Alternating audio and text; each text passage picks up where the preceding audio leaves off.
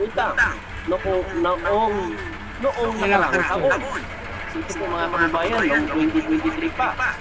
Ayon sa datos ng Bureau of Treasury, ipinakita na ma-record ang mga pagbayad ng utang noong nakaraang taon ay umabot umano sa 1.6 trillion o 23.9% na mas mataas sa pagbayad ng utang na 1.29 trillion noong 2022.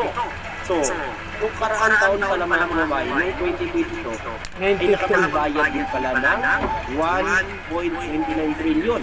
At ngayon 2023 naman ay 1.6 trillion mga kababayan.